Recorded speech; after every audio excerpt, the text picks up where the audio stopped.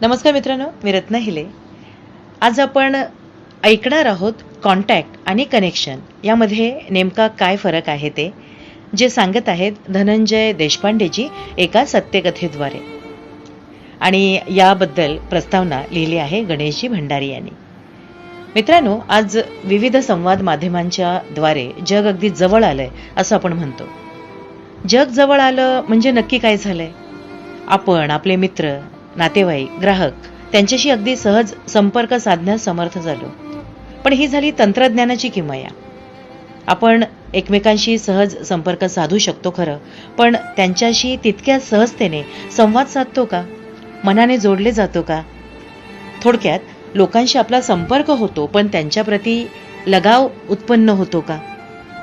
जर नसेल तर त्याला जबाबदार कोण? हे तंत्रज्ञान, आपल्या आजूबाजूची परिस्थिती, की आपण स्वतः?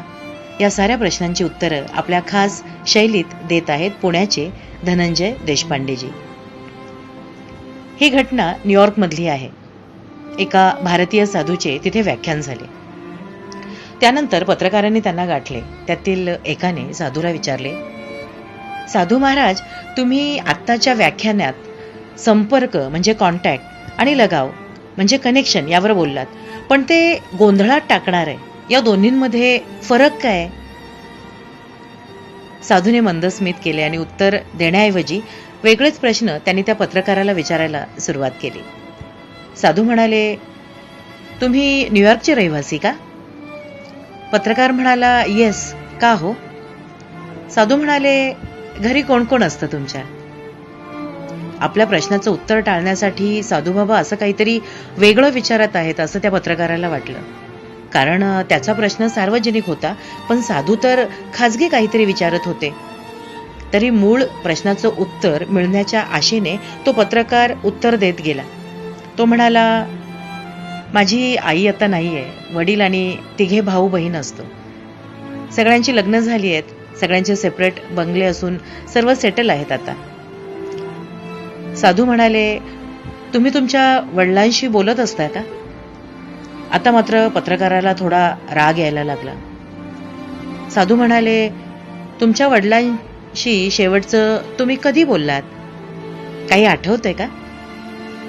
पत्रकाराने राग आवरत सांगितलं, बहुतेक 1 महिना झाला असावा. साधू म्हणाले, तुमच्या बहीण भावाशी नेहमी भेटीगाठी करता का? एक कुटुंबीय म्हणून शेवटचे तुम्ही कधी एकत्र भेटलात? आता पत्रकाराच्या कपाळावर घाम यायला लागला की मुलाखत कोण कोणाची घेतंय. तरी त्याने उत्तर दिलं, गेल्या वर्षीच्या ख्रिसमसमध्ये भेटलो होतो. साधू म्हणाले, त्यावेळी किती दिवस एकत्र होतात? पत्रकार हळवा होत म्हणाला, 3 दिवस होतो. साधू म्हणाले, तुम्ही बहीण भावांनी त्या काळात किती वेळ वडिलांच्या अगदी जवळ बसून घालवलात?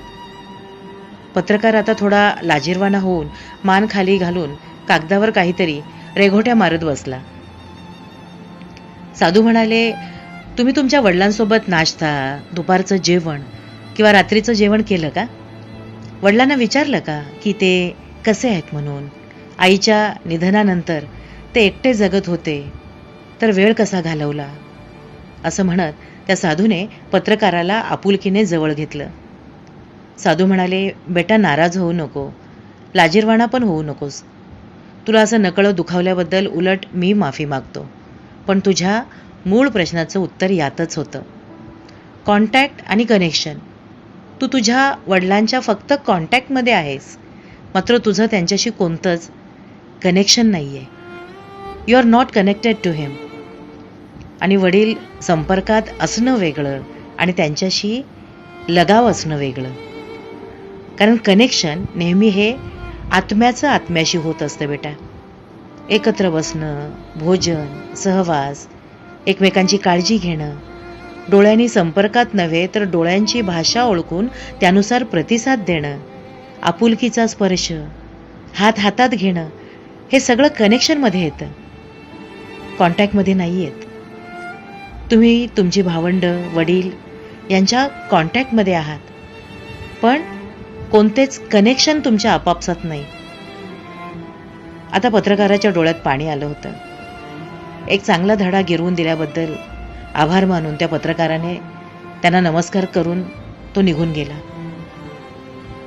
मित्रांनो, आज आपल्या भोवताली बहुतेक घरी असंच दिसतं, घराबाहेरही तसेच दिसतं. सगळे एकमेकांच्या कॉन्टॅक्टमध्ये आहेत, पण कोणाशी कनेक्शन, लगाव असा काही नाही. कसला संवाद नाही, कसल्या चर्चा नाहीत. सगळे स्वमग्न झालेत.